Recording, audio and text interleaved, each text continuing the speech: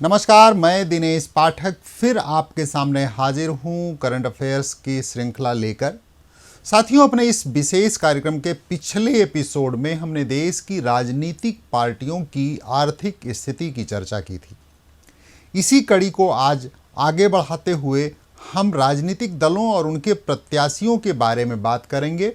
चूंकि उत्तर प्रदेश समेत 5 राज्यों में विधानसभा चुनाव चल रहे हैं, उनकी हलचल है, ऐसे में आज का अंक यूपी की राजनीति के इर्द गिर्द ही रखा है। यह इसलिए भी महत्वपूर्ण है क्योंकि यूपी देश की सबसे बड़ी आबादी का राज्य है। यहाँ से सबसे ज़्यादा सांसद और विधायक चुनकर संसद और विधानसभा तक पहुँचते हैं। हम बात करेंगे राजनीतिक दलों द्वारा विभिन्न चुनावों में उतारे जाने वाले प्रत्याशियों के साथ ही जीते हुए सांसदों और विधायकों पर दर्ज आपराधिक मामलों की, उनकी आर्थिक संपन्नता की। ये मामले चौंकाते हैं, बहुत सी नई जानकारियां भी देते हैं। दरअसल जो जनप्रतिनिधि हमारे आपके वोटों से जीतकर विधानसभा या देश की संसद में पहुंचते हैं, उनके आपराधिक इतिहास के बारे में जानना मेरा आपका हक है।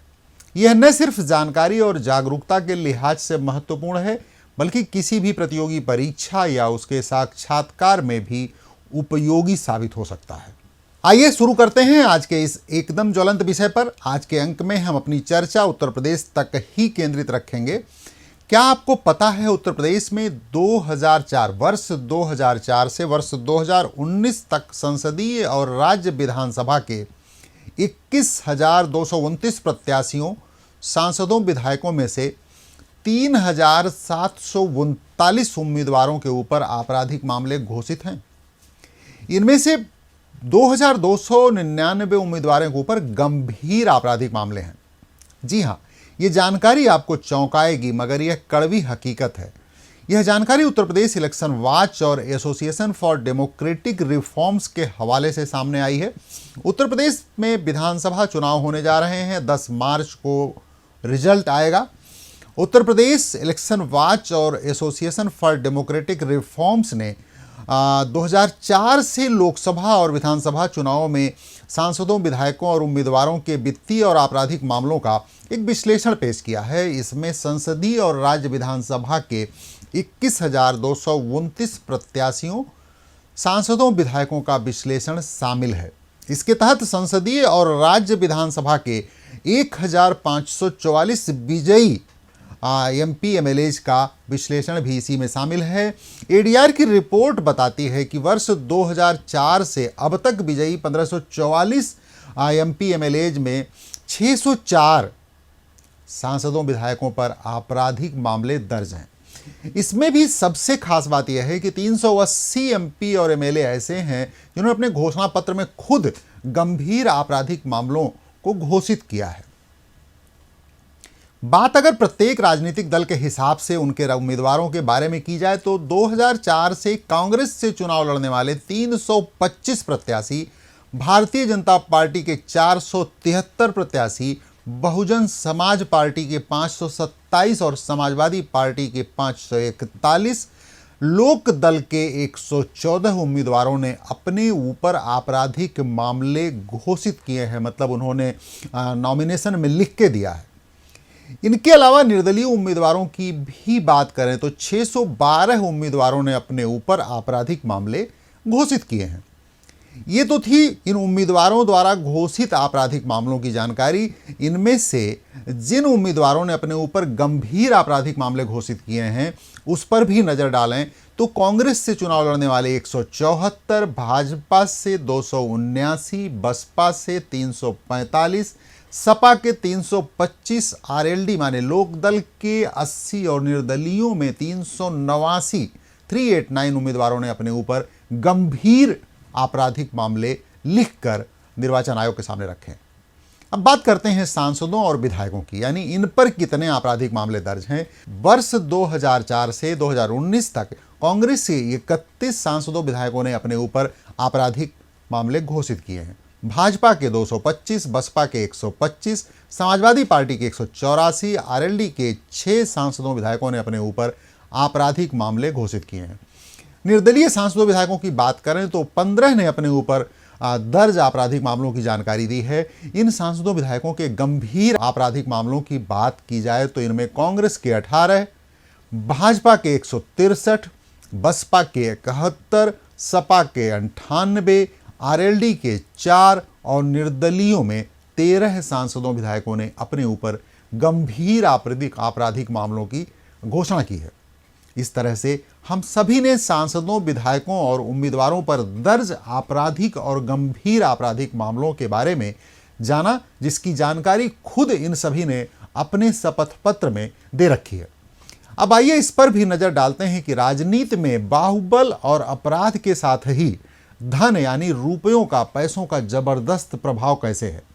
चुनाव लड़ने या जीतने वाले ज्यादातर लोग आर्थिक रूप से भी काफी संपन्न हैं। ये चुनाव लड़ते समय भी खूब पैसे खर्च करते हैं। इन प्रत्याशियों की आर्थिक स्थिति की बात करें तो 21,229 उम्मीदवारों की औसत संपत्ति 1.46 लगभग 1.5 करोड़ रुपए है। वहीं 2004 से विजयी 1544 सांसद विधायक की औसत संपत्ति 4.60 करोड़ है।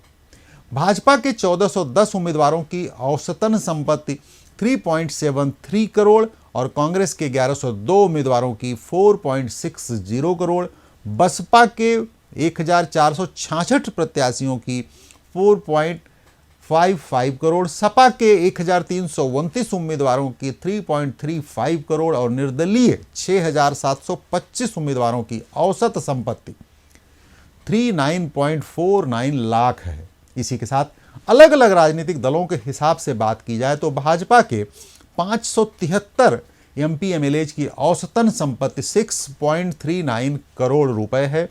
कांग्रेस के 88 एमपी एमएलए की 5.53 करोड़, बसपा के 363 एमपी एमएलए की 3.69 करोड़, सपा के 432 एमपी एमएलए की 2.84 करोड़ और निर्दलीय 20 एमपी एमएलए की औसत संपत्ति 2.97 करोड़ रुपए है।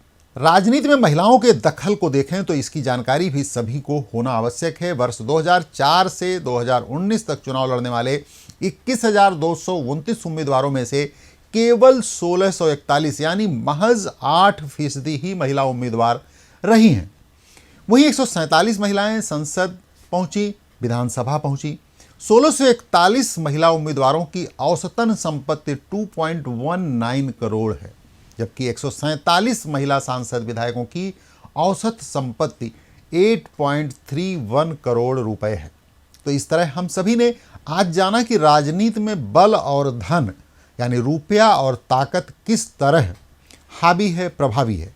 अपराध से भी ये दूर नहीं। इस बारे में उत्तर प्रदेश में यूपी इलेक्शन वॉच और एडीआर उत्तर प्रदेश के प्रमुख संजय सिंह ने बताया। उनका कहना है कि राजनीति में अपराधियों को रोकने के लिए जो भी प्रयास किए जा रहे हैं वह कमजोर साबित हो रहे हैं। तमाम सारे प्रयासों के बाद भी चुनावी राजनीति में अपराधियों का बोलबाला बढ़ता जा रहा है। ये शुभ संकेत नहीं है। मैं भी, राजवार्ता भी, दिनेश पाठक भी देश और प्रदेश की जनता से अपील करते हैं कि आने वाले चुनाव में साफ और ईमानदार छवि वाले लोगों को वोट दें। हम यही आशा करेंगे कि जनता के सहयोग से देश में राजनीति का स्तर सुधरे, धन बल और अपराध से राजनीति दूर हो, तभी समाज, प्रदेश और राष्ट्र का विकास तेजी से संभव होगा। बहरहाल अपने आज के इस अंक को हम यहीं विराम देते हैं। उम्मीद है कि ये अंक आपको पसंद आया होगा। जल्द ही फिर मिलेंगे ऐसी ही कुछ और नई जानकारियों के साथ। तब तक के लिए नमस्कार, धन्यवाद।